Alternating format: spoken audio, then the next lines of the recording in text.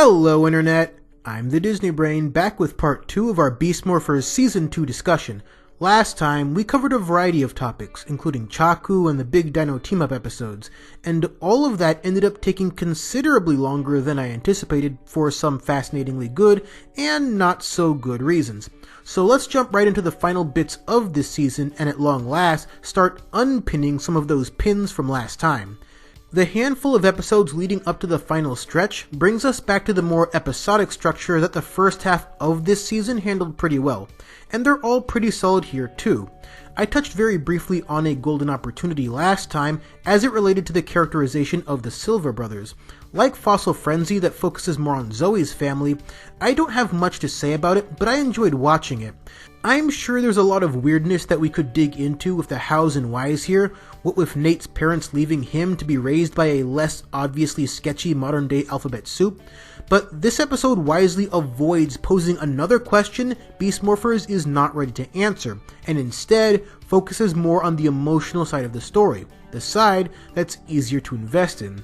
So taken on its own, it kind of has that Navarro family tenor I thought was well handled in Dino Supercharge, and it ends up being a high point for Nate in a season where the way he's written for, both overtly and through inference, doesn't do him many favors. So yeah, funny how me not having too much to say still somehow equates to a paragraph. But moving on to Going Ape, that episode is one that demands discussion, as it was an extremely uncomfortable episode to watch. I won't belabor the point as much as I'm known to do for this one, so I'll just be frank.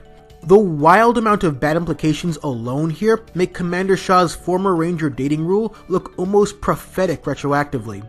But the fact that Roxy is in a humbling position of begging and pleading for forgiveness due to her misunderstanding, and we don't even get half of that from Ravi, in spite of his over-the-top belligerence, is a real awkward misstep, to say the absolute least.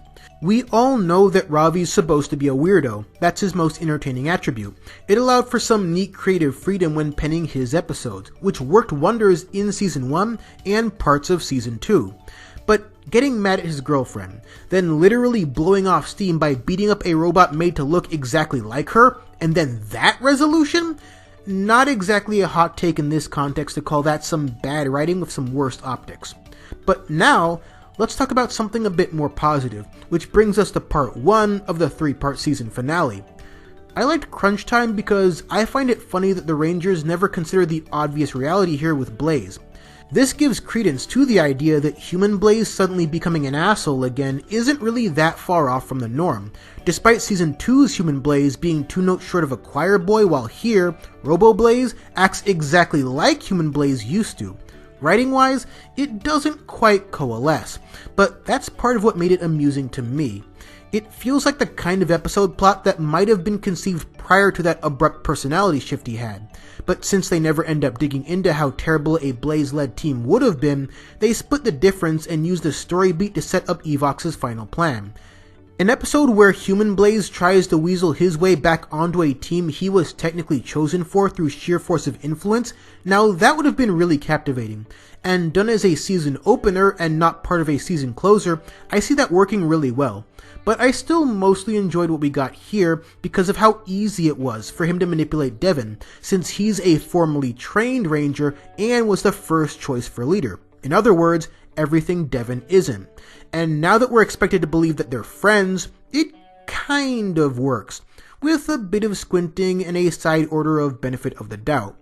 And if nothing else, it's fun to see a neat parallel to how Avatar Roxy loved getting one over on Ravi during choice moments of Season 1. And really, that exact type of deceit has been one of the evil pair's most effective strategies, so why not go back to that for your first endgame move? Now let's keep the positive takes flowing as we finally discuss the return of Dr. K. So yes, we are at long last unpinning something, and to do so, we need to rewind all the way back to the end of the hiatus and discuss the Evox snare. Now the big idea of this episode is that everyone's favorite child prodigy returns to help out Devon. She then suggests that Devon use the old Dino Charge split emitters to help save his dad from Evox's control. It feels like a lot of hoops to jump through when the writing would have been better off directly linking him to Kendall, especially since that'd be a pretty seamless lead into the more official crossover event just a few episodes later. But the searing pain of no Kendall cameo aside, there's also several reasons I like Kay's inclusion as a story point. To fully discuss that, we have to discuss the biggest reveal this season. Evox was actually Venjix this whole time, which concurrently feels genuinely surprising on a production decision level, but fairly obvious in its internal logic. So even though Dr. K has no obvious connection to Devon's plight, since, as they bring up, his father's situation is more a line of Xenowings, but there's a more interesting story connection there, because when you think about it, Mayor Daniels was a rather vocal critic of Grid Battle Force. He had to buy into it before he could assist them with his own special form of power, so to speak. And once that resolves, you end up with a now fully on board character of notable influence under the control of a computer virus. All this to say that as a story arc, it's narratively closer to Dylan, a character that Judd Lin happened to also oversee after Eddie Gazillion's RPM run. So maybe that's why Devon mentions him specifically. Likewise, Nate being responsible for Evox, and subsequently Venjix's return, falls perfectly in line with Dr. K's purpose in her second appearance. That much is clear as day for those of us coming in knowing who she is, but even with that lack of subtlety, it still ended up being among my favorite parts of the season. Dr. K was always defined as an emotionally stunted, overly pragmatic wunderkind. Even when she does start to open up, it's only ever small steps over the course of about a year, and how she's characterized aesthetically always speaks to that just as much as her personality. But now, about a decade later, the girl who had to relearn what it meant to be human looks and acts the part in such a wonderfully conceived way that I'd go so far as to call it cathartic.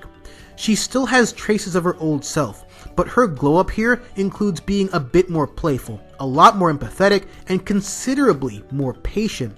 Adding on to that, the aesthetic leanings that define Beast Morphers and how they contrast with the rougher by design framing of Corinth were perfect for showcasing those ideas visually as well. It means a lot in this context, because her maturation perfectly positioned her to help out this specific team of Rangers. But even more than that, they wrote her in such a detail-driven way that it becomes this really nice, really optimistic afterward on the RPM story. Not only did they restore their world, but the implication here is that it kept getting better. And because it did, Doc K and presumably the rest of Corinth can keep moving forward, keep fixing the external and internal factors that tore their world apart all that time ago. And you know, that's pretty damn beautiful. For all the at times questionable ways this season incorporated their past, this was easily the best thing they did on that front, and easily one of the best things they could have done with RPM outright. So now let's discuss the other half of the RPM coin with Venjix, which starts to bring us into Evox Unleashed, the final episode of the season. There is quite a bit to break down here, so let's start with the critiques and end on the high points. To me, this reveal begs one important question. What does it mean that Evox ended up being Venjix? Beast Morphers forever tying itself to RPM ended up being a really great move as it pertains to arguably RPM's most important character. Dr. K having her own 10 years after storyline is wonderful, but I'd be hard pressed to say it worked out as well for Venjix, and here's why. The way RPM and Beast Morphers are both thematically structured is similar enough to invite questions about how Evox and Venjix diverge on a story level, which is to ask, how is humanity used as a power against both versions of this computer virus? As we touched on in part 1, Beast Morphers answers that question by, quite simply, approaching that concept very literally. So after Steel sacrifices himself for the second season finale in a row, they continue their U-turn, you can unpin that now, when they face and defeat Evox, because their method for eliminating him is, for some reason, injecting him with humanness? DNA, maybe? It's so bonkers it loops right back around to being laugh out loud funny. But it speaks to this really weird fixation Beast Morphers has on literal humanity that ironically infects Evox in a way similar to a computer virus anyway. So all this to say, it's never really about Evox being evil, or being a mistake that needs correcting. The the focus is placed on Evox being programming. You know, like the Beast bots. And it would be one thing if Commander Shaw's odd final word on that end was just an easily dismissible writing gaffe, but Beast Morphers routinely insisted on this focus from the midway point onwards, so everything that would otherwise be weird implications or a hilarious misunderstanding of the motif end up being entire overarching statements. Statements the season didn't really feel comfortable addressing with nuance, yet constantly addressed. But then they'll still contradict those statements, and in turn get it right almost by accident, even just 2 episodes prior. Notice how Robo Blaze is immediately framed as wrong for seeing Cruz as just an easily repairable machine. Fast forward back to the finale, and Evox's identity as just an overwhelmingly powerful machine is presented as his most damning trait, which is probably why they literally inject him with a human morphing grid cocktail. The season doesn't really want to speak on humanity. It wants to speak on being human, which ends up being really, really weird. And sure, they have their fun with it. I wouldn't be the Disney brain at all without commenting on their lovely musical number that feels, fittingly, straight out of a DCOM. But I'd argue that it dips into far more shaky areas on that front that becomes increasingly difficult to overlook, and in an area PR rarely gets wrong, Ecliptor's death notwithstanding. Which brings me to how odd this all is, tied to how RPM ended. It would be a solid point of comparison even without the Venjix twist, but as things are, it'd be an outright disservice not to add that season's perspective on this topic. So, RPM's entire theme revolves around embracing a non-literal idea of humanity. Their idea of humanity being the last hope of Earth is backed up through much of what we see, especially through Dr. K's development, from a talking screen all the way to present day. But perhaps the most telling detail on that end is Dylan and Tanaya. Both are partly robotic humans enhanced by Venjix experiments. The whole Venjix could activate them part is presented as understandably not very good. But those same enhancements are what allows them to assist in the Ranger mission. Ziggy, being the most overtly flawed person here, but trying his very best, enforces those same ideas in a different way. Venjix wasn't beaten because he was a machine. He was beaten because he viewed himself as far too perfect to fall to a group of flawed individuals. His biggest folly was hubris, an exceedingly human trait that he never even realized he had. So one of the biggest, most important statements RPM has to make on that end is who you are is far more valuable than what you are. So while that story has no shortage of weird implications itself, the fact that Beast Morphers is now canonically an RPM sequel contradicts a lot of RPM's better take-home messages. Needless to say, I don't think this twist works as a second act for Venjix writing-wise, because instead of being a tale about how terrible it is to become more machine-like at the expense of your humanity, it's a finale about how terrible being a machine is at the expense of better ideas on humanity. So, of course, they sing about being human. Again. Right next to their beast bots. Also, Steel is fully human now. So, U-turn completed, I guess. Again, it's nice that Steel now feels fully accepting of the skin he's in. It's just, everything surrounding that. But I also think there is a more charitable way to view this twist. Evox in the now operates like a standard villain of his era. A villain that by his very nature is born of something explicitly presented as bad. Put another way, he transformed himself, or rather Nate did, into the type of villain who wouldn't be rejected in Making Bad's roundtable discussion. He now fits the tone of Beast Morphers in spite of originally coming from a season where he would not, which to me is interesting, but your mileage may vary on how important to this story that detail actually is. But at least from that angle, there is something to be said for conforming to a present story in a way that almost works. For Dr. K, I think that worked a lot more.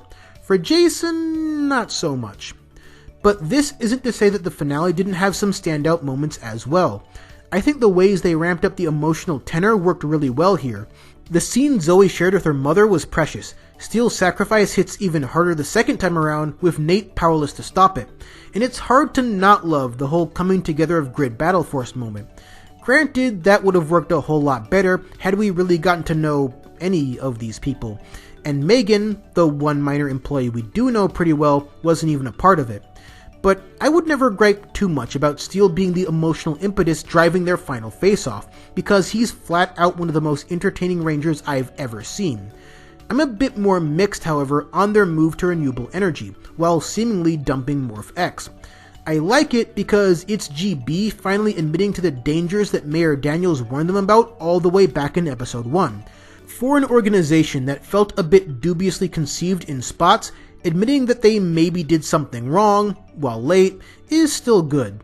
But I also question it, since how they used Morphex after episode 1 was never a point of contention for 2 whole years. So having it be addressed off-screen, while also not directly addressing why it needed to be addressed, feels like there's a few episodes we're missing here. Also, as a sidebar, Ben and Betty are wonderful in Season 2 and deserve a lot less scorn than they inexplicably get. But man, do I wish we could have gotten an entire episode about those two knuckleheads hunting down the equally wonderful Scrozzle. All in all, Beast Morphers Season 2 is an exceptionally strange season for all the reasons we've discussed. It throws around a lot of odd, disjointed, but endlessly interesting ideas like its Operation Overdrive, right down to their shared awkward takes on robotic characters. And even though there's a lot in both to critique, that unique energy, and in some cases reckless abandon, is what draws me to both, probably more than most. It's arguably messier than most seasons when you really dig into the subtext, which is quite messy, but it's also a genuinely good time with many lovable characters. Though it's funny looking back at how the characters I thought would end up being my favorites early on ended up not being that further in, more because how they were handled and not how they came off. And instead, I feel like Steel and the villains just took their roles and ran with them. Ravi was in the same boat for a while, but then... So while Beast Morphers will never be one of my favorite seasons, I'd be lying if I said I didn't enjoy some of its wonkier elements, and most of the experience outright. The irony being that I'd probably consider it a better season if there were a lot less of said elements to discuss, and more of what made Season 1 kind of beautiful. But the final fourth of the entirety of Beast Morphers makes a concerted effort to turn away from that. Long gone are the days of tuba beam struggles and Megazords in boxing rings. Slowly but surely, this show traded in that identity for a marginally less sloppy take on Super Megaforce's general shtick. That was fun in its own right, and even great in its own ways, but I can't help but feel a bit more drawn to the days of Steel and Roxy carrying the show by basically doing whatever the hell they want. But regardless of the critiques against it, both fair and otherwise, Beast Morphers has undeniably won a lot of hearts and won back a lot of fans. And it does have me really interested in how Hasbro will follow up with this, because as many of us know by way of the Ranger news cycles, Hasbro's got some pretty big plans for this franchise, and we knew they would. It was just a matter of them fleshing out their vision. And now we're starting to see a little bit of it. Jonathan Entwistle, the man behind a pair of solid Netflix shows, now has full reins over guiding this new PR-connected universe. What that means for Dino Fury specifically is a bit unclear, since Simon Bennett is running that, and Hasbro is reportedly planning on separate programming for younger and older audiences, and whether those two tonally distinct worlds will ever collide is up in the air. And then there's that whole alleged split from Toei, which would make this show several times more costly to produce, but if it gets more eyes on PR, then 3 to 5 years from now we'll be talking about how brilliant the move was. And while I do think Entwistle is a really good choice to helm projects about teenagers with attitudes, since the more humanizing attitude part seems to drive most of his work, I do have some reservations about the ambitions here. It's exciting to think about the possibilities of what a bigger, bolder, more so-called serious PR property would look like, but I'm just not as sure in the moment if everything it would need to discard about itself to get there would ultimately be worth it, especially if we're just looking at another attempt to be the coldly efficient MCU. And there are obviously good aspects there too, but it comes at a price. The biggest one to me being the crippling of how discourse and discussion are generally handled in these bigger IPs. So cautious optimism from me, but optimism nonetheless. So while we all eagerly await the coming of Dino Fury's premiere, I'll keep doing that video thing with some unique projects in the works that I hope you guys will enjoy. And speaking of unique projects, depending on when you actually watch this video, I would have either just started or just finished releasing chapters for Chronic Storm 3. So if you've got some time, it would mean a lot to me if you'd head on over to Wattpad and check out some of my stories. Link in the description below. And until then, thanks for watching.